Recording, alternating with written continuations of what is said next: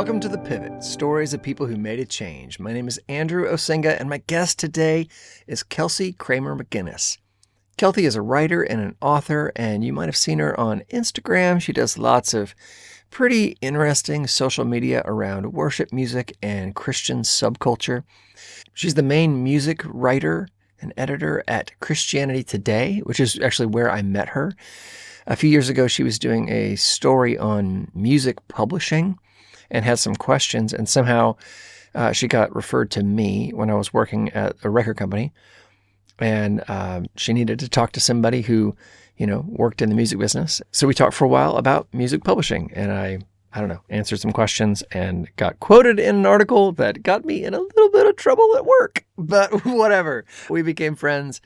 Over the years, then I've been interviewed for a few other articles that she's written, and last year, I was working on this project at Belmont University where I'm the creative director for this grant, this music and faith grant project that you've maybe heard me talk about. And Belmont brought her in to speak to this group of songwriters that we had, which is so fun. I'd never actually met her before. So she spoke to this group of writers that we'd assembled, and we had, 30 songwriters in a room for 2 days, and she was there to sort of document it. I was just kind of sitting around. I was like, Kelsey, you're an amazing writer, and you write about music, and also you play music. Why don't you write songs with us? So I started throwing her in some of the songwriting rooms. She actually is a co-writer on a song with me and Josh Wilson and Jenny Owens that came out a few months ago. Josh and I are the main artists on that song. It's a song called Good News. It's a really fun song, and she was one of the writers on it. So awesome.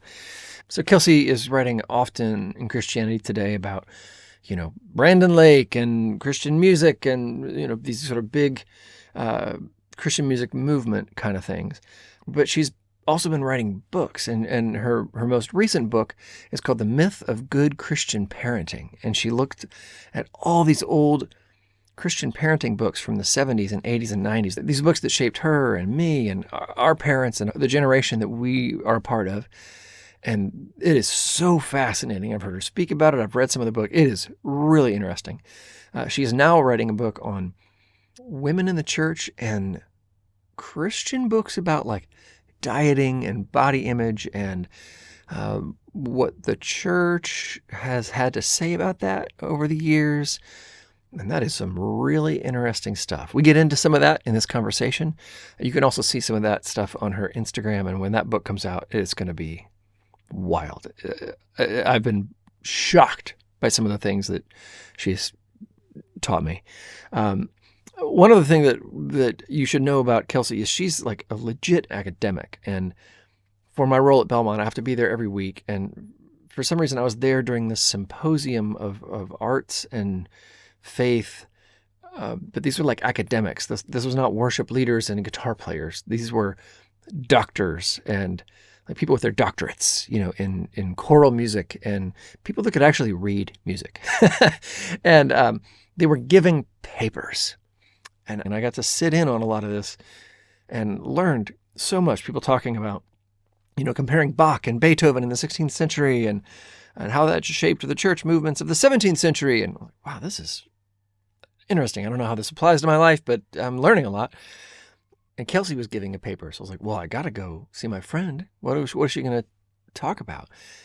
And she delivered this research piece on the use of women's breath in Christian worship music and how women's breath is treated differently in recorded music than men's breath. Wow. As you can tell, I am a huge fan of Kelsey. We are constantly scheming up some projects that we'd like to do together someday. Who knows? Oh, she's also like a professor and a mom and a wife and lots of other great things too. I know you're going to love getting to hang out with my friend, Kelsey McGinnis. Kelsey, thank you so much for joining me today. Where are you today? I am in Iowa. I'm usually in Iowa. I don't travel that much. So I'm in central Iowa. It is very snowy. I'm looking out my window. We've had multiple rounds of snow already. Have you guys had snow in Nashville It this year? frosted today, which was I think the Okay. first day Okay. we've had that.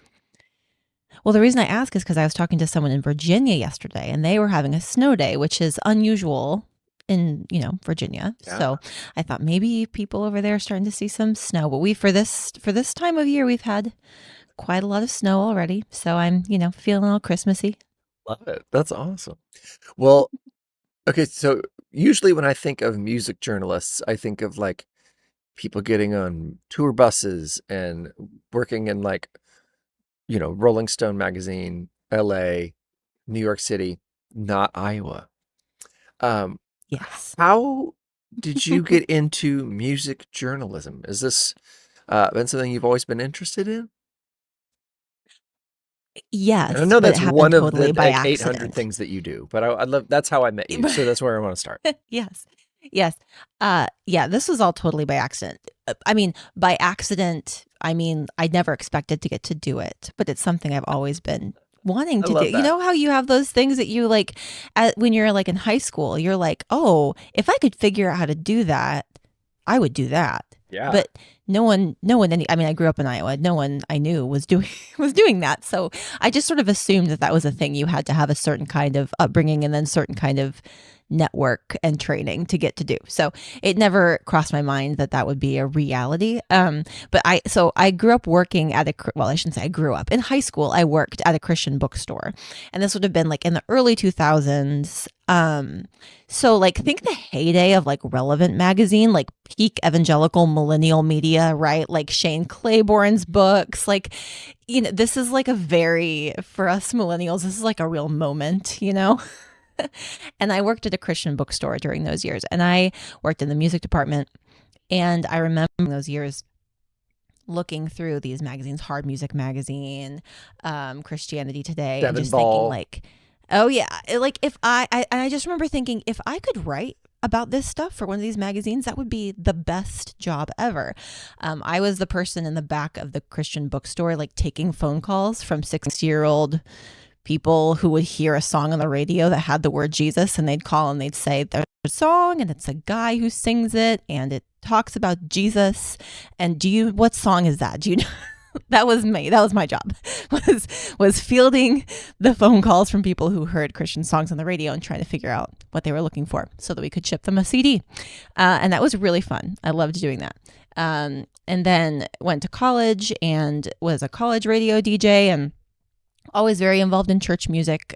Showed up at the University of Iowa as a music major, as a clarinet performance major.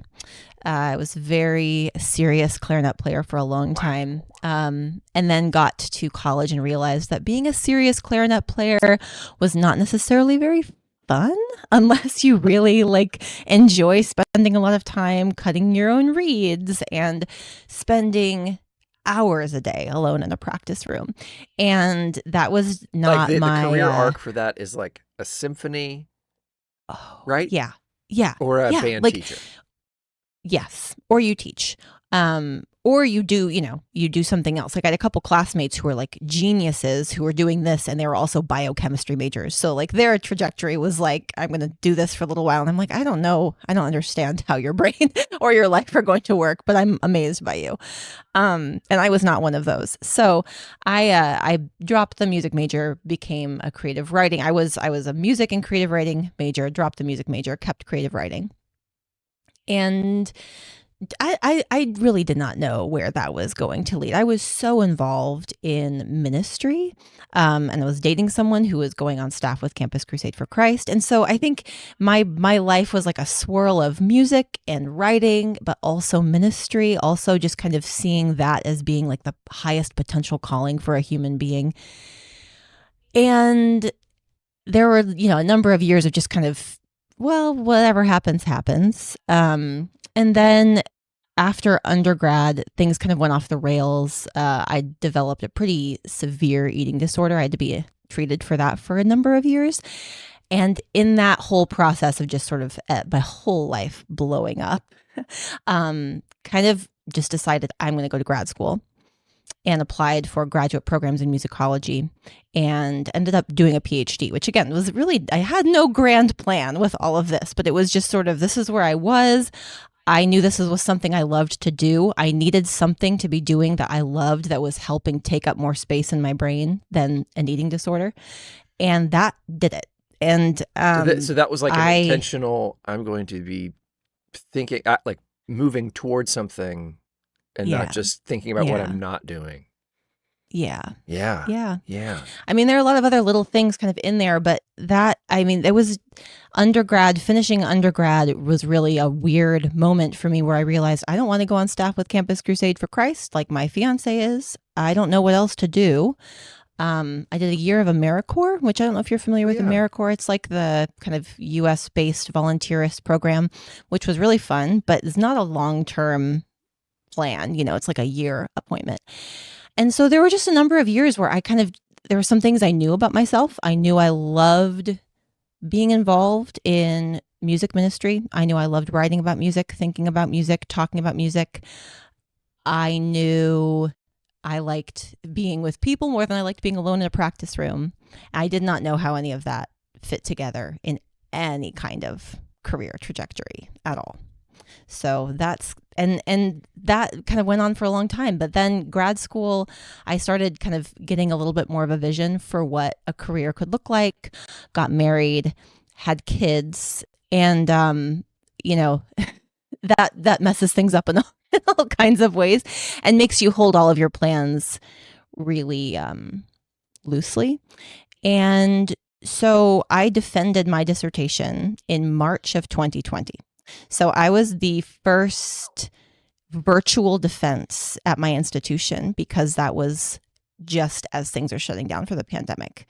So March of 2020, beginning of spring break, they decided we're not coming back after spring break. So we're going to do your defense virtually, which was so weird. And we did that. And what does that look like to defend a dissertation for those of us who maybe haven't gotten that far in our education? So, I mean, you spend years writing a massive paper. It's like a book-length paper, right? Yes.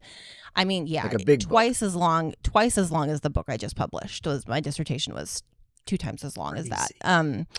So you do that for a couple of years, and then you give it to a committee of 5 people who are scholars in your field. They read it, and the defense is basically like a 2-hour Q&A where they ask you certain things, why did you leave this out? Why did you decide to do this? Why did you decide not to follow this particular rabbit trail? And then at the end of it, they tell you if you passed or not. So did pass that defense, by the way. Wow. Yeah. So how old were your kids at that point? I defended when my oldest was 2 and I had a 6-month-old. Yes. So you said having kids sort of puts your plans, I don't remember the phrase exactly you used, but it changes your plans. Yes. Career-wise. What did that mean for you? Yeah. I think when I had my first, I was a little blindsided by how much I liked being a mom. Like I had not spent a lot of time thinking about what it would be like to be a parent. It was just not a thing that lived in my brain as like something I couldn't wait to do. And I was really like pleasantly surprised. I wanted to be home with her all the time. And so I think that experience as a graduate student was it sort of forced me to say, I love what I'm doing. I would do this for the rest of my life, but also I love being a mom. So if there's no way for me to do these things at the same time, that's okay. Like there may be a season where I just don't do this, or maybe I take a break from this, or maybe this is I just get to do this for this short season and then it's going to look different. So I think the combination of that, of really liking being a parent, forced me to hold everything else a lot more loosely. And then the pandemic too, it was just sort of, anybody in academia can tell you, I mean, across fields, but in academia, it was sort of like everything went virtual. And I think there was a moment where all of us kind of looked at each other and we're like, well, is this going to change how college works forever? Like what is this even going to look like after this? So there was just a lot of upheaval around all of that. And what had you been doing? Were you a student at that point? Were you working? Yeah, I was finishing. So during my defense, not during my defense, during my PhD work, I was teaching at the same time. Okay. And we had just recently moved to Des Moines, so I was working virtually already, wrapping up that final year. That was going to be my final year of my PhD program. And my husband had just started a faculty job here at a small liberal arts college. So we were both kind of involved in teaching and working for a university, and then everything goes online. My work had become part-time because I was finishing my dissertation. Yeah. And as that's happening, I'm sort of looking around like, truly, I have no idea what comes next. I may not work again for years, like I had a 6-month-old, and I was sort of mentally preparing myself like I might not get to work again for a while. There are no jobs in my field in Des Moines. My husband has an academic job. That is great that one of us does. But I had no expectation that was going to happen for me anytime soon. And I was okay with that for the time. Yeah. You are working now. I am working now. So what happened? So I defended in March of 2020. In December of 2020, so we'd been, doing everything virtually for a while. Pandemic is still kind of going on. I decided I'm going to pitch an article to Christianity Today about what we lose when we are trying to do musical worship virtually. How does worshiping along with a church service on a screen change what we are doing? I was really interested in that, just sort of personally. I didn't have the bandwidth to pitch an academic article, which is to write and do an academic article, much, much longer process. And you write one of those and you will not see it for a year. That's just a whole different world of things. But my husband had written for Christianity Today something a long time ago. And so he had a contact for an editor there. And so I just sent it in December. It was kind of hooked into Christmas, sort of what will Christmas look like when we're all doing this? Didn't hear anything. And then in mid-January, I get an email back from the editor, and she says, who became the editor I've been working with ever since then. Wow. Saying, sorry, Christmas is a really crazy time, for which I should have known. We don't have the bandwidth to do anything else, but I really like this idea. Would you write something that isn't hooked into Christmas, but is more just sort of, here's what we lose when we're worshiping virtually? And so I wrote that. That was my first article for Christianity Today. Came out in March, I think, of that year, 2021. And after that, wrote a couple more. It went well. And when that happens, it just so happened that Christianity Today didn't have a regular contributor working on worship and music. So I got lucky there that they didn't have someone either on staff or a regular contributor. And so I kept on getting asked to write stuff. And eventually we kind of had a conversation about becoming a regular contributor. And since then, just kept on ramping up what I write for Christianity Today. And now I work with a couple different editors there and publish a couple things a month. And that is, I'm not a staff member there. I'm what you call a regular contributor. So I have ongoing work, but I'm not on staff. And I also got a teaching job part-time at the institution where my husband is. So I do a couple of different things, but that is what that looks like right now. And it has been the most pleasant, wonderful surprise. It's how I met you. Yeah. When I was working on my first cover story, a friend gave me your phone number, was like, you need to talk to Andrew Osenga. And so that's how that was what was that, a piece about publishing or something? Catalog sales or something like that? Yeah, it was about catalog sales. Yeah. Yeah. The most exciting part of the music business. Yeah. Right. Absolutely. Yeah. Yeah, exactly. Yes. And then you also have written a couple books, besides your giant tome for those 5 people online. You've written literally, and it was just those 5 people. Nobody else. I know that all my I friends that have done you. PhDs, nobody will ever read this.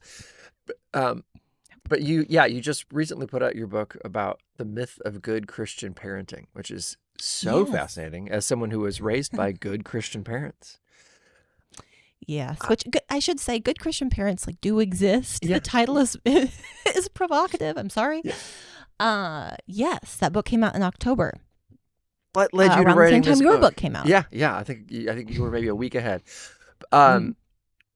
What led you writing this book? I know you wrote it with a friend, I or a did. colleague. hmm Why did you guys write this book? That's such a good question. I still in interviews about this book, I'm like, I know this is a very strange book for me to have written. I feel like I almost need to apologize that I'm the person who wrote this book. I'm very proud of it. I It's love what we did, and fascinating. it's something I've been thinking about for a long time. But the trade book world is so weird, where I'm kind of like, someone's going to let me write this book. I feel the same Really? way. Yeah, about mine. Yeah. Yeah, I'm not an like expert in this. I was the person who no. was standing there. Yeah. Right. That's I'm the person who like raised my hand. But it's like this idea about writing about Christian parenting books came up for me when my oldest was about 1 and I started reading parenting books as one does. I had never thought about reading a parenting book before that, and some people gave me their favorite parenting books and I was kind of horrified by what was in them. You read Like me some passages at one point, yeah. and I was like, Yeah. "What?" And then you read the titles. I was like, "Oh, we have that book." That is crazy because that is the response of so many people. Like beloved Christian parenting books like Shepherding a Child's Heart have some really awful passages in there that kind of prescribe certain forms of spanking or really talk about children in awful ways.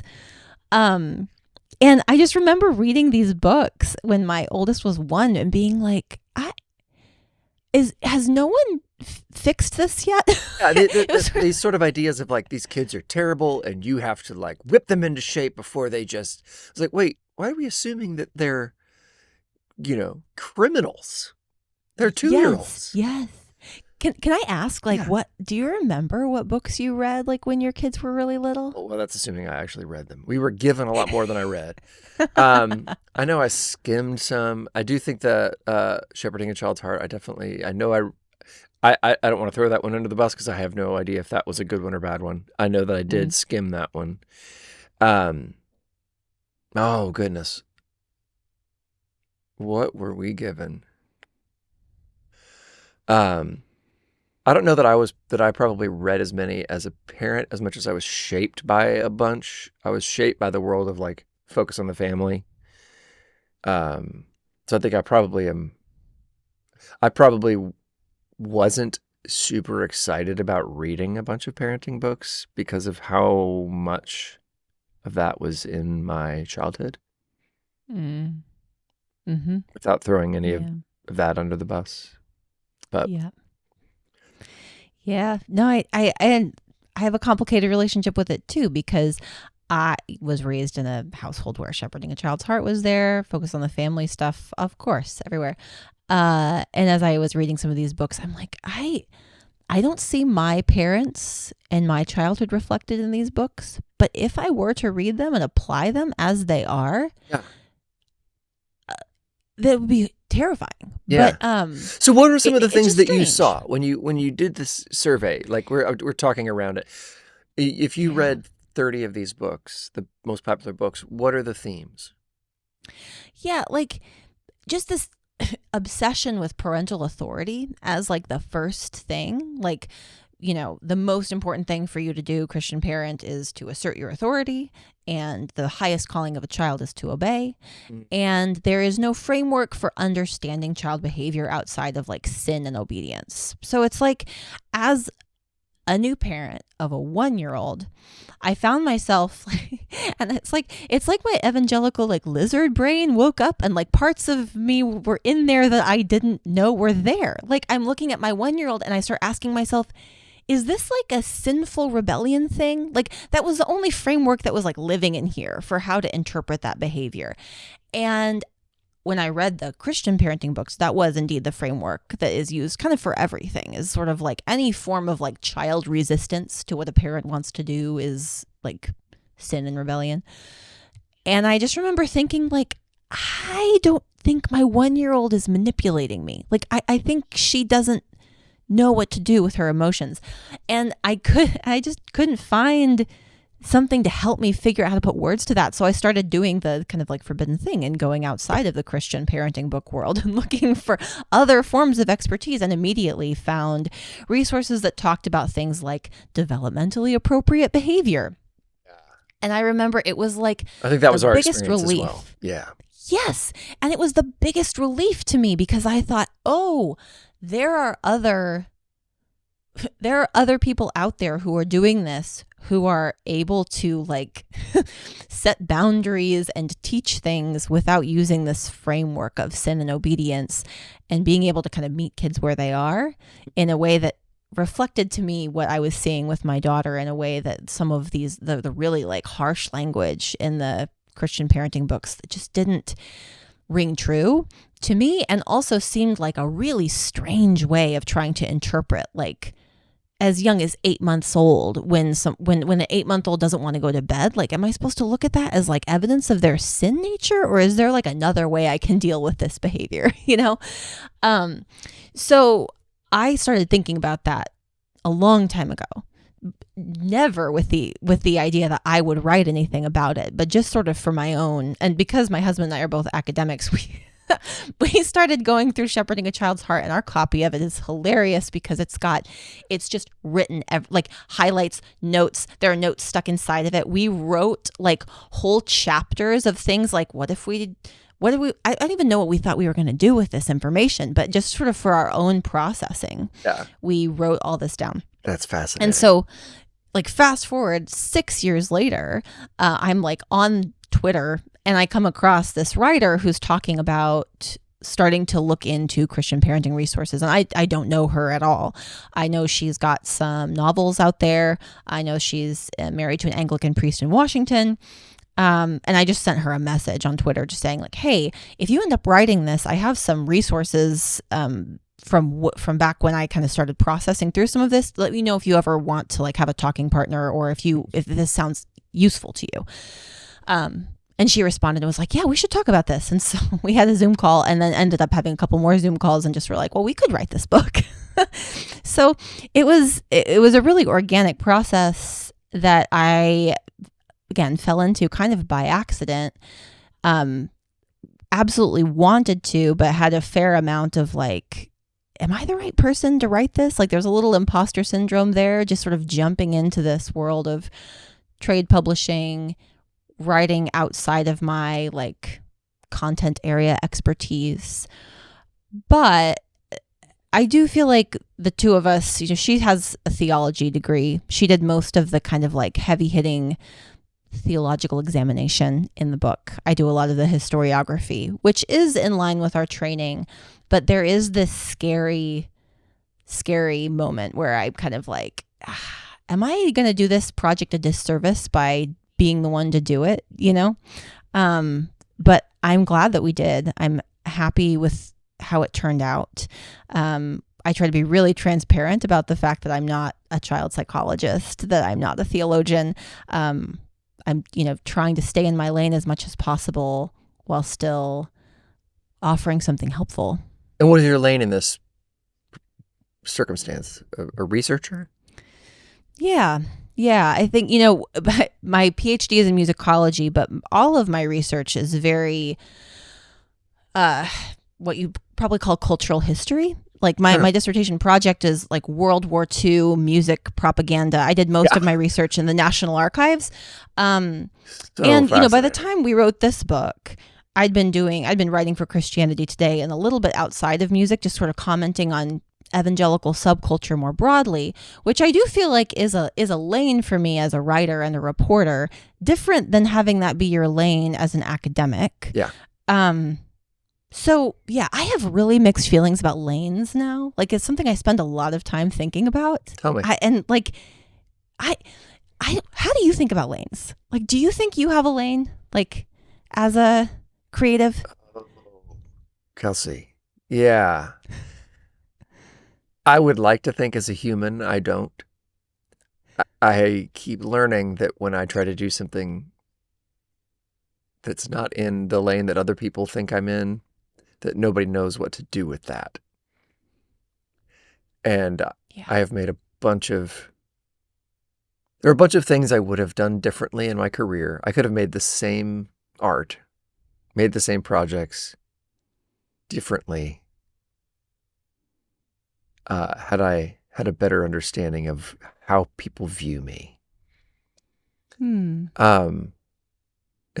knowing that you have to help people. You have to tell a story.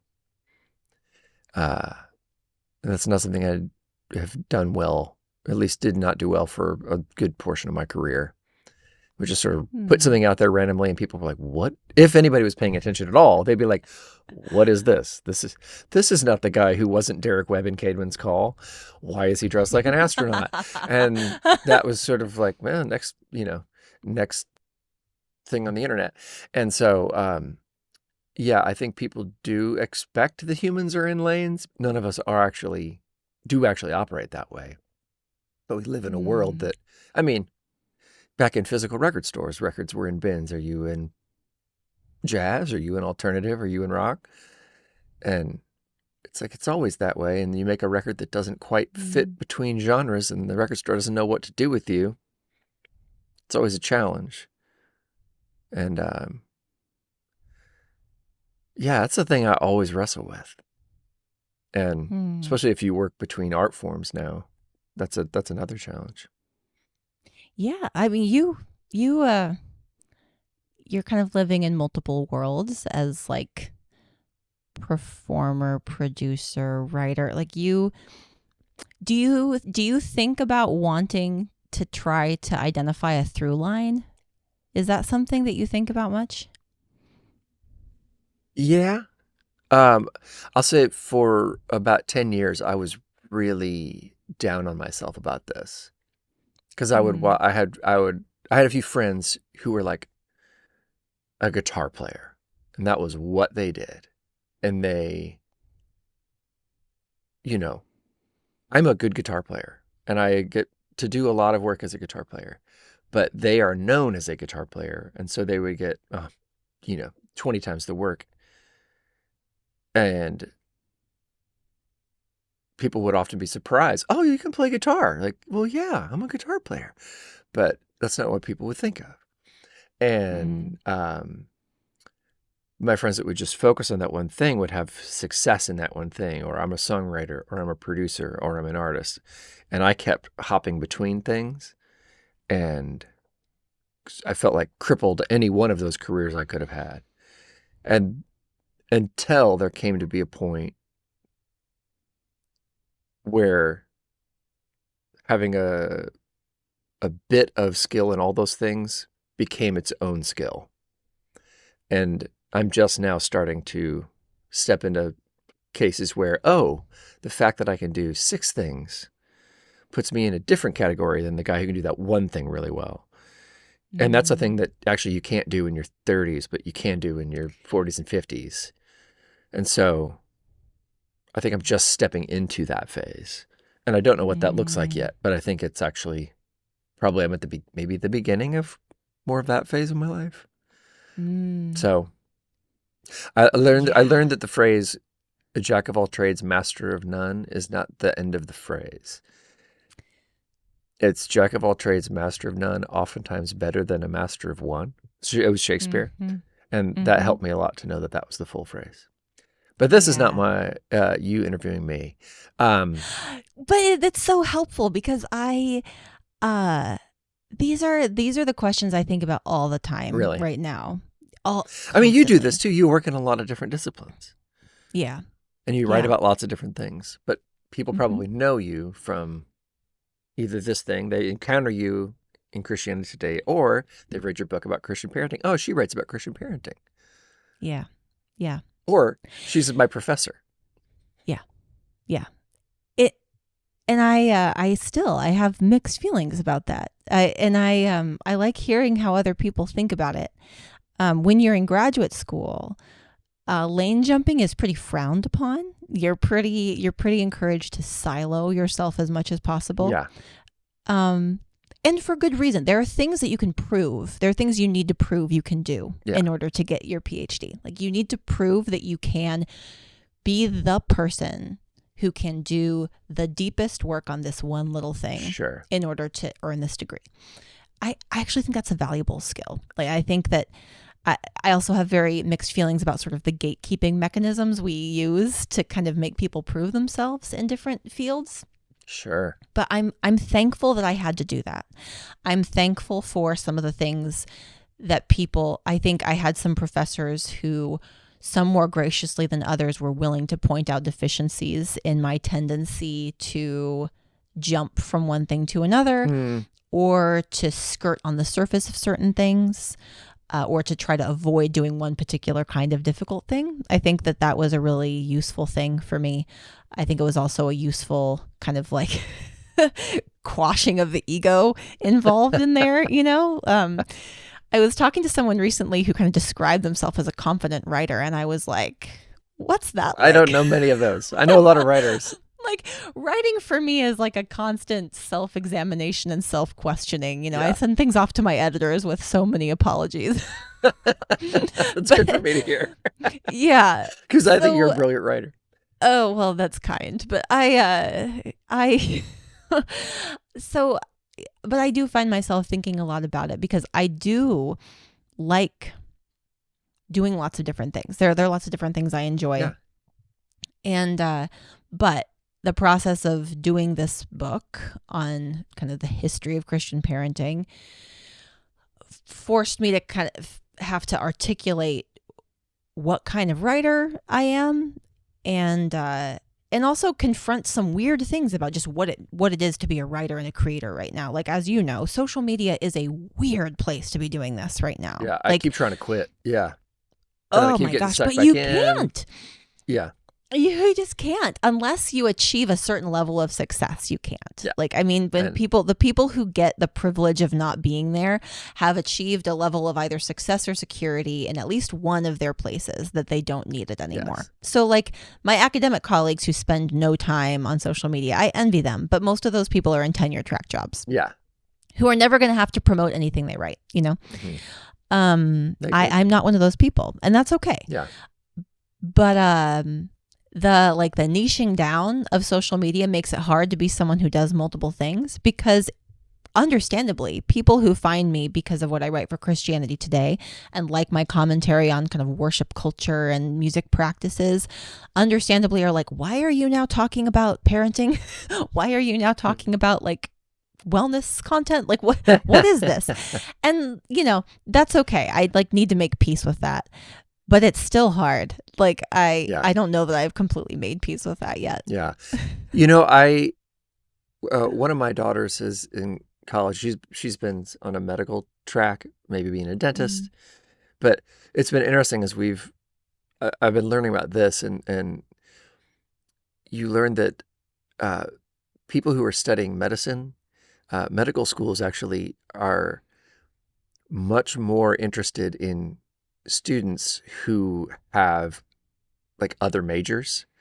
They want a kid who studied music or who studied theater or who studied creative writing or who studied political science, they want somebody who knows more than just here's how cells work, or here's how the body works. Like, they want somebody who can be in that high stress environment and have other thoughts in their head and know how other things connect, because you learn something from other disciplines. You learn something. You play the violin, or you take a boat out, or you play tennis, or all these other things. Like, you're standing there in an operating room and you go, actually, something that we did on the tennis court last week might inform the way I'm going to do surgery on this patient right now. And if you have no other life, no other skills, no other set of knowledge, you actually are really kind of crippled. And we are not meant to be siloed creatures, even in areas where you need to be an expert. Like, I don't want a surgeon who's not done their 10,000 hours. You know what I mean? Right. But you also want a surgeon who has a life outside that. I think that's really helpful. And it's good. So it's good for people to know when they read a book, when they read an article, that hear a record, these are human beings that have lives that are wider. And it's hard for us to know that. We just encounter that 3-minute song. We read that piece for 6 minutes. That's what we know of that person. And I get it. We're not usually spending a lot of time thinking about the author of that article or the writer of that song, as much as I want people to think about my life. When they listen to the song, they're going, is that song cool?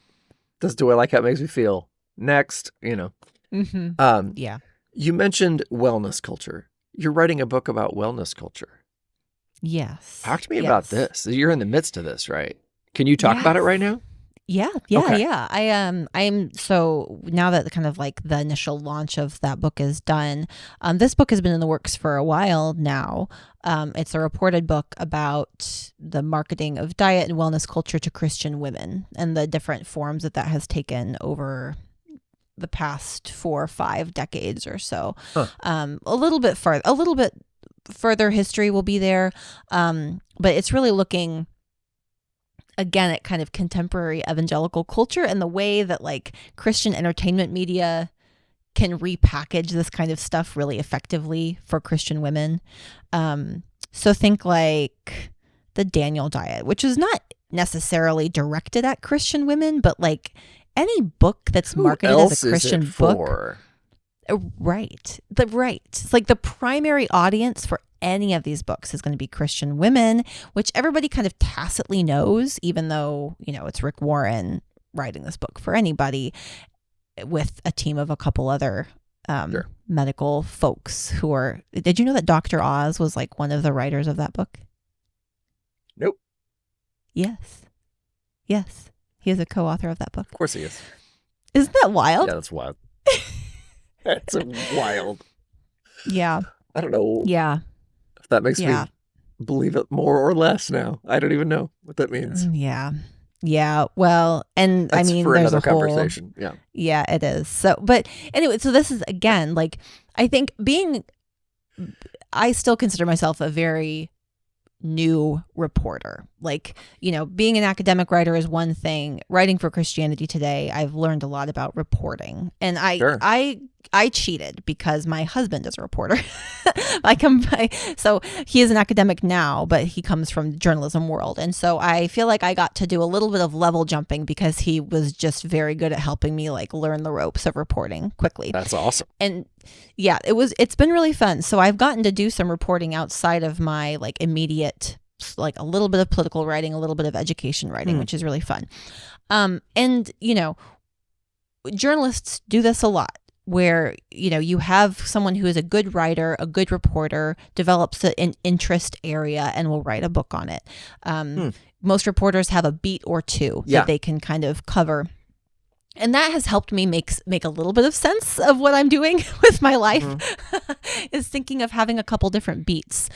That for me tend to have some kind of autobiographical connection. Like I mentioned that like my life was totally derailed by an eating disorder in my early 20s. And since then, I've spent a lot of just sort of my personal life thinking through bodies and what bodies are for, where my ideas about what bodies are for have come from, and the way I see other people, especially women around me, processing what their bodies are for. And Christian, like women's media and subculture is a fascinating place to look at this, because Christian women get all kinds of mixed messages about what our bodies are for, what we are for, what our value is, what we're supposed to be doing in our relationships and in our families. And that media ecosystem is ripe for all kinds of misinformation and abuse, we'll say. And so I've been working on this book that is looking at the different ways that diet and wellness culture creep into Christian media, into church communities, into things like, Christian diet books, influencer content, Christian gyms, Christian cycling studios, all kinds of stuff like this, and the ways that faith language gets used then to kind of convince people that they need to do this with their body or eat this and not that. What have been some of your biggest takeaways from this research? Were you surprised by some of the things that you read? or was it confirming things that you expected? I think I knew most of what I was going to find. I was familiar with the media. I think the thing that's been most confounding about it and surprising has been what I think I want to say about it, because I think I did this with the last book too. You sort of go into a project like this expecting here's like the unfiltered version of what I want to say about this. Like here's the unfiltered kind of takedown of this. Burn it all. Yeah. Yeah.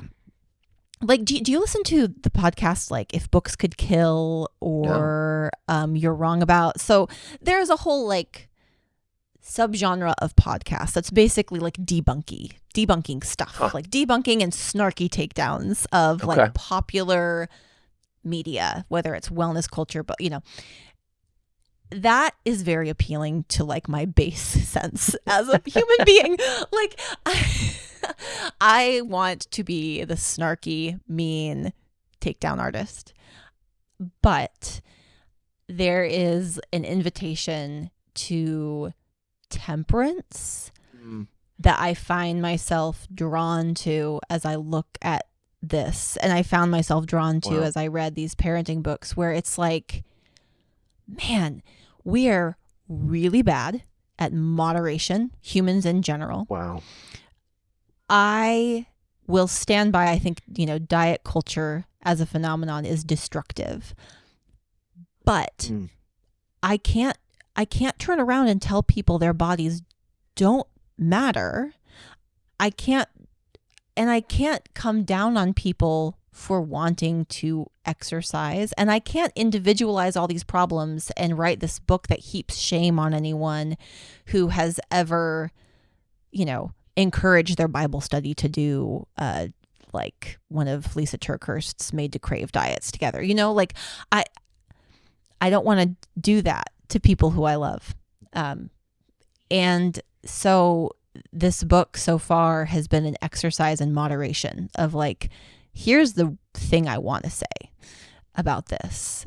In my reaction to this is so strong as someone who, has a pretty personal experience with the terrible ends of some of these kinds of things. But actually, fewer people will be helped by me just venting my anger and angst about all of this and assuming the worst of all the people who wrote these things, which I want to do. Yes.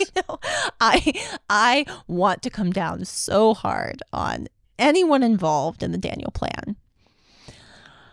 But I also know people who know Rick Warren personally who would say he's a lovely person, a well-meaning person. I don't know. I've never met him. I don't know. But I don't get to be the person who assumes the worst of everyone who's written something hurtful. And that means that it's all just an exercise in moderating myself and, in the context of this book, helping people think about what it means to have a moderate relationship with food, exercise, and how we think about our bodies, which in our current context is so hard because no one is selling a wellness book based on like just moderate advice, Everyone wants you to do a cold plunge or eat 1,000 grams of protein. You know what I mean? Like nothing is moderate. Nothing is measured. It's all or nothing all the time. And one of the reasons why that is because the moderate version of that doesn't sell well. It's not particularly compelling. It's boring, Yeah. Okay, well, you spend a lot of time in general looking at sort of the commercialization of, I say looking at spaces where the church has intersected with commercialization, whether that's music or parenting or diet. But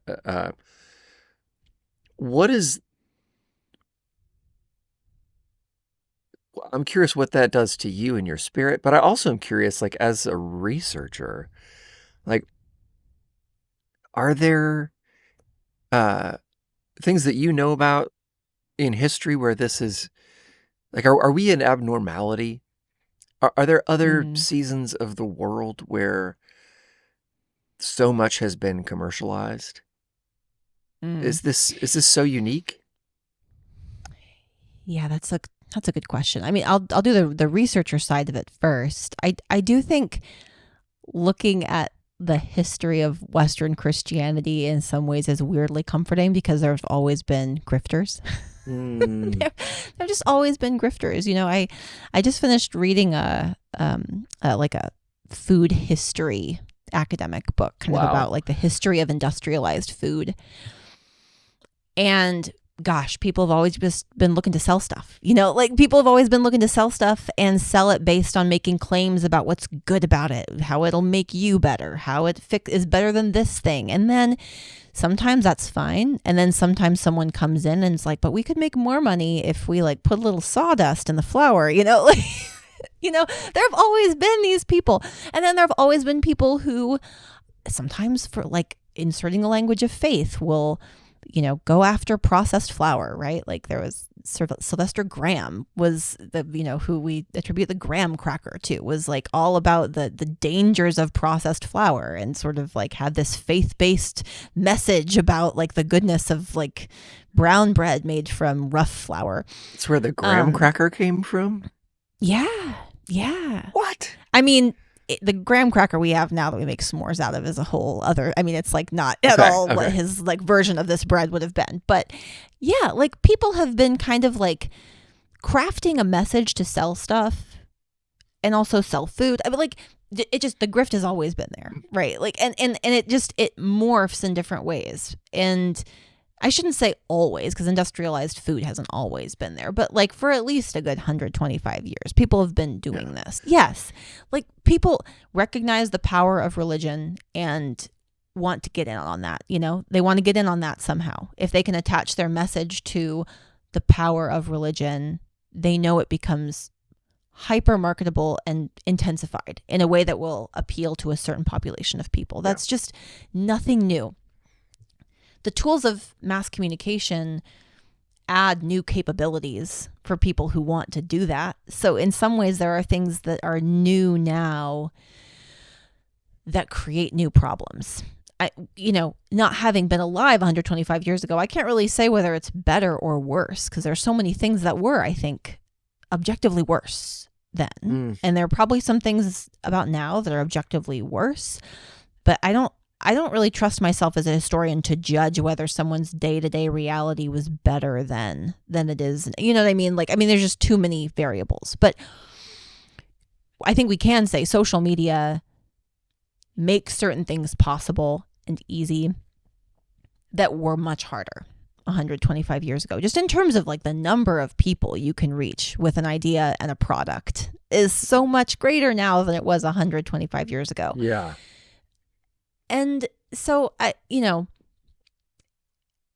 doesn't make me cynical because I don't think people are worse than they used to be. Sure. People have the same vices and they respond to the environment and the things around them. So but I don't know that people were worse or better, And personally, you mentioned kind of it being weird being a music journalist living in Iowa. One thing I like about being here is that I am very disconnected from, I don't live in Nashville. I don't live in Texas, places where kind of the critical mass of people consuming Christian media is so high. I mean, it's high here, but in a different way. My community that I'm a part of, my faith community, is very offline, just so very offline and so very unaware of most of the online Christian grift. Like it creeps in, but in very random ways, And so I don't spend a lot of time around people who are totally immersed in it. And I find that oddly comforting. Yeah. Yeah. Fascinating. Yeah. You mentioned that you have this little bit of yourself that would like to be maybe a takedown artist. Yeah. Right. I get that. There's a bit of me that I think has that too, which makes me really fun at like family get-togethers. I spent a lot of time being like, I didn't mean that. I didn't. But when you get to work in this world where you are kind of often looking at maybe the underbelly of things in the evangelical world, and yet you are a person of faith, what does that do to you? How do you carry that when you are staring at things that a lot of other people are sort of choosing to not look at? How do you deal with that? Depends on the day. Sure. As I'm sure you know. Sure. I mean, it does breed a little frustration. Like I will say I find myself often frustrated and pessimistic. The more time I spend online, the more pessimistic I am. It's weird how that happens, isn't it? Yeah. Yeah. This is probably unhealthy, but there is a fair bit of compartmentalization. Like I just kind of will not accept that the discourse on Twitter is real life. You know what I mean? I think that's fair. Even though people who I know in real life are there, having conversations with people who I know are there in real life as well, I for now kind of choose to just treat that as a weird outlet that people use for their worst impulses. And I say that knowing that, like, I could very easily imagine myself getting on Twitter and saying the most extreme version of what lives up here in my head about any number of things. I could do that. But in a conversation with you, I would never say those things, or they would be moderated by a bunch of other things. Yeah. And there's no ability to do that on the internet. So that, that's the part of this that I find the most disheartening, is just sort of seeing the enduring influence of people who I just see as being so cruel, so hard-headed, so bigoted. But I also need to remember that world is its own strange, it's not a real community, right? Like, these are people who are kind of finding each other. That's not a real community of people. When I am spending time in my community here, what I experience is so entirely different.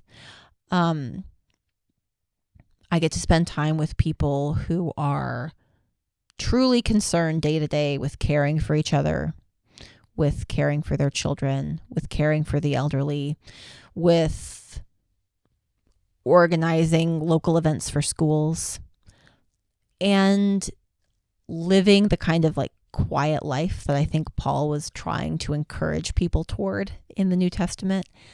Just quiet, faithful lives. I find those to be the most encouraging, and I want to take the faith of those people more seriously than I take the version of it that I see modeled on the internet. You know what I mean? Yes. Which, not to say the people on the internet don't have real faith or something. No, but what I see, we're not seeing their real lives. Right. And so I think I want to spend a lot of time around quietly faithful people, actually be one of those quietly faithful people, and take that version of lived faith more seriously than I take what I see online. And that's hard because I write for people who are online, right? Like, most of the exchange over what I write happens in online spaces. And I'm grateful for that. And I love the world of ideas. But I think the world of ideas has some limitations. Like, there are plenty of philosophers who wrote incredibly important things about virtue, who lived very unvirtuous lives. So living fully in the world of ideas online, there's a limit to that. And I want to take that seriously. And I wouldn't say I've like landed in a particular, like, here's my framework for this, but I find that compartmentalization helpful, treating them as different things. If people were to reach out to you and ask you, like, knowing what you know, they want to seek out healthy ways to engage with art and culture that reflects in some way their faith experience. They want to have an encounter with sacred art, which has a long, centuries-long tradition, millennia-long tradition. But it can be a tricky thing to do with your eyes open sometimes. What advice would you give somebody? Like, how do you engage with art now, knowing what you know? Over the past year, I have become newly radicalized toward wanting to experience and participate in music, art making, creative work in person with other people. That has become like my little hobby horse here. Sort of radicalized by the capacity of AI to produce things without the context of community. But I think not just that. This is something I've been thinking about for a while in the context of church music and in corporate worship. One trend of the past like 15 years that I find troubling is the discomfort with imperfection, or even discomfort with like roughness of any way. We want everything to be so smooth, so seamless. We use the word excellence. Sure. Sure. But we use that as a way to keep people who aren't as good from even getting a chance to serve. Yes. Or just people who conform to whatever someone wants it to look like. Sure. Right? Like, that pursuit of that seamlessness and that polish, I think, has bred a real discomfort with any kind of variety, roughness, eclecticism, creativity in the context of church music. And that has a lot of potentially harmful outgrowths, I think, for people. One is just a complete loss of touch with what it looks like for a human being to just make music or just sing who isn't a professional, right? Like, I can remember times in like college when I would go home and they would have like a special music, and it would be someone who's, not a great vocalist singing along with the track. And I would think that was like the most cringe thing ever, right? Like, I can't believe you guys are still doing this here. Yeah.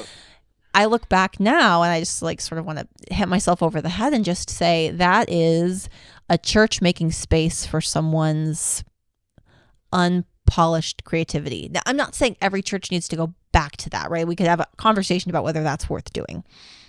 But I think, especially given what we're learning about sort of AI generated music, we are about to lose touch with what human beings making music sounds like and looks like and what it can feel like and what is good about those feelings and those experiences. We're about to lose that. And I think I have an essay coming about this a couple weeks, but I think AI companies are betting on us not caring about those things, or enough people just not knowing that those things can be good, that people will accept AI generated music. And so I think rediscovering all of the kind of complexity and richness of people making things together in real time in a real place is a really valuable way of protecting ourselves from that, protecting ourselves from a loss of remembering the value of those things. I think that we all need to be trying to do that. So that's my like number one advice right now for people who are looking to engage with art. And it doesn't need to be a Christian concert. To me, at this point, I think a sacred thing is being present for the creativity of another person and entering in if you can. Learning to sing a little bit. Everyone can sing. Everyone can do something with their bodies. Do those things. Like, do those things with other people. That's kind of where I'm at right now. How would you answer that question? Remarkably similarly, I think. Yeah, I think I'm on a very similar journey. I've been thinking about a lot of those same things. I haven't thought about it even from the AI side of it. I think there's a generation of people who have listened to music that already sounds like AI generated music. For those of us who live in like the folk music world, I think it might be a lot harder sell. If you've been listening to EDM or trance music or whatever, like, dude, nobody's going to be able to tell the difference because nobody's been able to tell the difference for 20 years. I do think deeply that the act of being present to each other is so important. I also think, particularly when it comes to church music, that I hope that we can start to reclaim our voices as individual congregations. And I've been a part of this, but we have made an empire of this music, and we've a few companies have colonized Sunday morning music, and everybody's singing the same song, which is beautiful in some ways, but it is wild how few churches have their own songs anymore. And that's even a foreign concept. It sounds weird for me to say, but 50 years ago, that would not have been that weird to say. And so I'm hoping that we can find ways to encourage communities to be creating art for themselves and ways to worship that come from and for the community and only for the community, that don't have to, that the goal is not to try to get on the charts, that the goal is to serve that community and for that to be enough.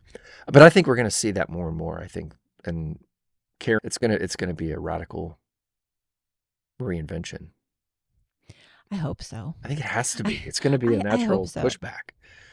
Yeah, I think that's probably right. I think one always interesting thing to me when I talk with like the musicology people who study worship music, they remark often about how stuck things have kind of been over the past 15 years stylistically. Like, we just sort of froze in like 2010. Yeah. And it's just been the same, Coldplay inflected, washy, anthemic, vibey, toms. Like, it's been this sound for a long time. And people are kind of looking around like, what's coming next? And I would be so thrilled to find that what comes next is like local churches writing their own songs. I think that's going to require some like pretty heavy rediscipleship toward this doesn't need to be perfect and it doesn't need to sound like a concert, right? Like, because you've got even like relatively small churches that have now outfitted their sound systems with everything they need to use stems and lights and everything. And it's like, we got 150 people in here, but our band is 25 people. Right. Yes. And so I think that, it absolutely can be done. I mean, the shift toward contemporary worship music was massive. I mean, people rebuilt their churches around that change. So it's totally possible. But yeah, I'm hopeful. I hope you're right. Yeah. Well, you think sometimes it's like, man, would some of those little churches out in the farms be happier if it was an old lady still playing a hymn on the piano? Or if you got people out in the bluegrass world, would they rather just be a bluegrass service, or country music people down in Texas, or gospel music down in Memphis? It's like we have sort of lost our cultural languages because we're all trying to sound like Coldplay, because we're all trying to sound like Elevation sounding like Coldplay or whatever. Yeah, right. And right. Yes. And I just feel like there's going to be I think there'll be I'm hopeful. I'm really hopeful, actually. for that. But, well, I've kept you for a long time. Thank you so much for chatting with me about this. I'm excited about the new book. When is that coming out? The wellness book. Do you have a date? That will be spring 2027. Okay, so we got a long time. So this was a teaser. Yes. This was a right. teaser. right. That'll be a while away. Yes, but if people want to find your writing and your work, where do they find you? All the different things that you do, for you are not in a lane. Right. Yeah. Well, most of my public facing writing is for Christianity Today. You can just go to the CT website and search my name, and there's you'll find a list of things I've written there. I do have a Substack. I am the world's least disciplined Substacker. I love your Substack, by the way. Oh. I was just reading the one you sent out yesterday about becoming Tom Hanks, and I love it so much. I was tracking with it. Love that movie. So great. Yeah, so you can find me on Substack just under my name, Kelsey McGinnis. I'm relatively active on Instagram these days, as many writers are. I try to have at least a presence in the different places. Yeah, you're good on there. You're thoughtful. I am trying to do the journalist kind of short little synopsis of things I've written thing, which is kind of I find that a useful, sometimes pre-writing exercise, even to kind of distill things into a 3-minute video is sometimes helpful, because you'd be amazed, 1,200 words goes super fast. So if I can kind of distill an idea into a 3-minute video, I can usually have the discipline to get it down to a readable article. Yeah, you've got your little mic on the end of your pencil there. I like this. To look real clever. Yeah, yes. It's funny. Yes. Yeah, very serious sound person over here. The world's cheapest lav mic on the end of a pencil. My husband gets so he gets so mad at me because he's got hundreds of thousands of dollars worth of equipment living around our house. So he's a journalist, photographer, videographer. So he's got fancy microphones all around. He's like, why aren't you using this $600 lav mic I have? Kelsey, this is crazy. I don't know how to use it. Yeah. It's too complicated. Yeah. I need something I can just turn on and that's the end. Maybe someday I will get more professional about it. It sounds fine on the internet. Okay, well, thank you. We're listening. I'm I don't think anyone cares that much. Yeah. But yes. No, it's great. Well, thank you so much for chatting with me today. It's a real treat, and I'm so thankful for the work that you're doing, and it's a huge gift to so many of us. So, thanks. It's always really fun to talk to you. Thanks for having me. You too. Talk soon. Bye. That was great. The Myth of Good Christian Parenting is out now. You've got to get it. Check out her Substack and her social media, all those things. Follow Kelsey on Christianity Today, where she is just constantly writing great things. Such a treat to have her here. I've got an announcement for you, for those of you listening. I often end these episodes by saying, we'll be back next week with another great episode. We won't be back next week with another great episode. Here's why. People will often come up to me and say, man, you are working on music and writing books and making this podcast, and you've got a wife with cancer and kids. How do you do all that stuff? And I'm like, I'm really tired. I don't know how I do all that stuff. It's too much. And I'm going to slow down. I don't need to make a podcast a week. I'd like to do this well, and I'd like to not burn out. I know there are some people out there that listen to this podcast every week, and to you, I say, thank you. That's amazing. I also know that people often come up to me and say, man, I'm loving the podcast. I'm 10 episodes behind, but I can't wait to get through them all.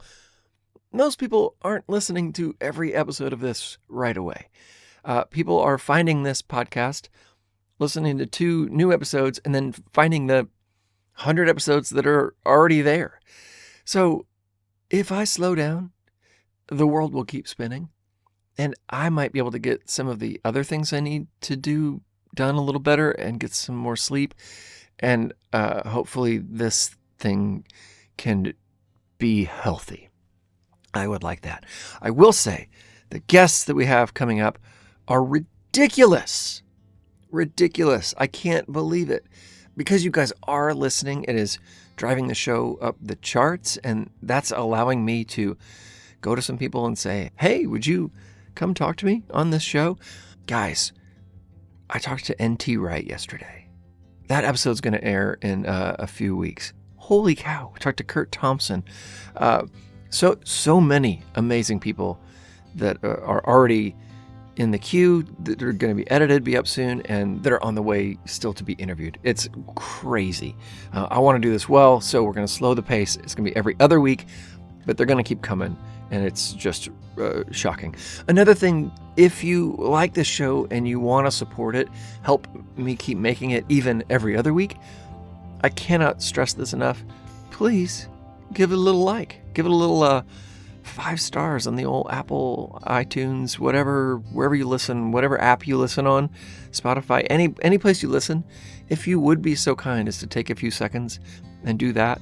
If you've read my book and you would do that on Amazon, that would be incredible.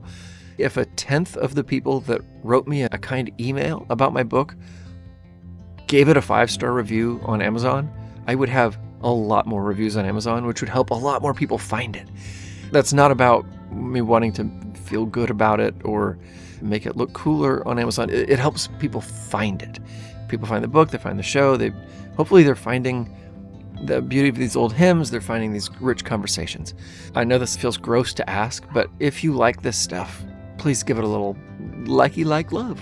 That would be a huge gift and a huge help to the work that I am doing and the team that is helping put this on is doing. Thank you so much for listening and hanging out at the Substack, all these places. We'll see you in 2 weeks with another amazing episode. For now, go do something awesome.